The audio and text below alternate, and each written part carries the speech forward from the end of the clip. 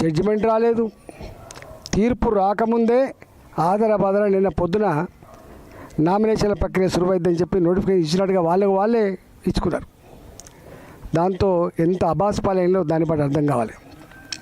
నేను ఒకటే ఈ సందర్భంగా విజ్ఞప్తి చేస్తున్నా, కొన్ని బీసీ సంఘాలు జీవితాంతం బీసీల హక్కుల కోసం కొట్లాడే సంఘాలు ఏవైతున్నాయో నాయకులు కూడా ఎవరైతున్నారో నేను వాళ్ళకు వినమ్రంగా విజ్ఞప్తి చేస్తున్నాను. ఇవాళ మనకు అనేక మంది న్యాయ నిపుణులు ఉన్నారు. జస్టిస్ ఈశ్వరయ్య గారు కుండ బద్దలు కొట్టినట్టు చెప్పిండ్రు, ఇది నిలిచేది కాదు, ఇట్లా చేయడం భావ్యం కాదు, ఎవరిని మోసం చేస్తారు, వెనుకటి రోజులు కాదు, ఎడ్డి తెలంగాణ కాదు ఇది, గుడ్డి తెలంగాణ కాదు ఇది. ఇవాళ ప్రతి ఇంట్లో గుడిసెల్లో కూడా చదువుకున్న పిల్లలున్నారు, రాజ్యాంగం పట్ల ఇంత అవగాహన ఉంది, చట్టం పట్ల ఇంత అవగాహన ఉంది, మీరు ఈ పని చేయొద్దని చెప్పిండ్రు. అయినా కూడా ఎందుకో ఇవాళ కొంతమంది సంఘాల నాయకులు కానీ సంఘాలు కానీ ఏదో బీజేపీ వ్యతిరేకిస్తుంది, లేకపోతే ఇంకోళ్ళు వ్యతిరేకిస్తారు. ఇది ఈ వాదన పసలేని వాదన, గుర్తుపెట్టుకోండి. ఈ వాదన పసలేని వాదన. దేశం మొత్తంలో ఇప్పటివరకు జనాభా ప్రాతిపదికన రిజర్వేషన్లు కలిగినటువంటి రెండు, ఒకటి ట్రైబల్స్, వాళ్ళు 70% అంటే 70% రిజర్వేషన్ ఇవ్వాల్సిందే, 90% అంటే 90% రిజర్వేషన్ ఇవ్వాల్సిందే. ఇవాళ నార్త్ ఈస్టర్న్ స్టేట్స్లో అక్కడ 90% అంటే 90% ఎస్టీ రిజర్వేషన్లు ఉన్నాయి. రాజ్యాంగం కల్పించిన హక్కు అది.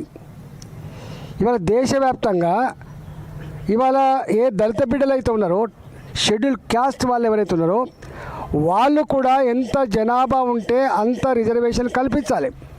దానికి ఈ నిబంధన వర్తించదు.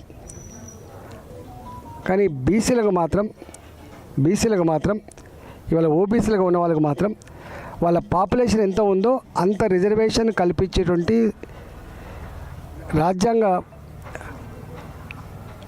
సవరణ లేదు. కాబట్టి ఈరోజు ఈ 42% ఇవ్వచ్చు అని చెప్పి మూర్ఖంగా మీరైతే వివరించారో, ఇప్పటికైనా చెంపలేసుకొని ప్రజలకు క్షమాపణ చెప్పి వెంటనే మీరు ఎన్నికలు జరిపించాలని చెప్పి కోరుతున్నాం. మీకు తెలుసు, ఇవాళ ప్రభుత్వం అంటే కేవలం శాసనసభలు పార్లమెంట్లే కాదు. గాంధీ గారు ప్రవచించిండు గ్రామ స్వరాజ్యం అని చెప్పి. గ్రామ స్వరాజ్యం వర్ధిల్లాలంటే గ్రామ సచివాలయం చక్కగా జరగాలి, మండల సచివాలయం చక్కగా జరగాలి, జిల్లా పరిషత్ చక్కగా జరగాలి. మేము ఎమ్మెల్యేలుగా ఫస్ట్ ఉన్నప్పుడు బుడగశోభ గారు జడ్పీటీసీగా ఉండే మాకు జిల్లా పరిషత్ నుంచే నిధులు వచ్చేది. మీ జిల్లా పరిషత్ చైర్మన్లకు అడిగేది మా ఊర్లలో గవి కావాలని చెప్పి. 73, 74 రాజ్యాంగ సవరణ మీరే తెచ్చిండ్రు, రాజీవ్ గాంధీ గారు తెచ్చిండ్రు, మర్చిపోతున్నారు మీరు. 73, 74 రాజ్యాంగ సవరణ తెచ్చింది మీ రాజీవ్ గాంధీ గారు. మరి అలా 2 ఏళ్ళు అవుతుంది, 6 నెలల్లోనే మీరు 42% రిజర్వేషన్ తెచ్చి ఎన్నికలు జరిపిస్తా అని చెప్పింది కదా. మీరు ఏం ముఖం పెట్టుకొని ఇవాళ ప్రజలకు మళ్ళీ ఓట్లు అడుగుతారు? ఏం ముఖం పెట్టుకొని మీరు ఇతర పార్టీలు నిందించే ప్రయత్నం చేస్తారు? దీనికి మీరు సమాధానం చెప్పాల్సిన బాధ్యత ఉన్నది. ఎన్నికల్లో హామీ ఇచ్చే ముందు నీకు తెలియాలి కదా. నువ్వు ఎప్పుడైతే ఎన్నికల్లో హామీ ఇస్తున్నావో, నువ్వు హామీ ఇచ్చే నాటికి కేంద్రంలో ఉన్న పార్టీ ప్రభుత్వం ఏదో నీకు అర్థం కావాలి. పోనీ నీ పార్టీ అధికారం ఉంటే నేనేదో కన్విన్స్ చేసుకుంటా అంటే వేరు. కానీ దేశంలో ఎక్కడ కూడా ఇప్పటిదాకా రాష్ట్రంలో అధికారంలో ఉన్న కేంద్రంలో అధికారంలో ఒకటే పార్టీ ఉన్నప్పటికి కూడా అమలు కాలే. దానికి అనేక ఉదాంతాలు. మీకు మహారాష్ట్ర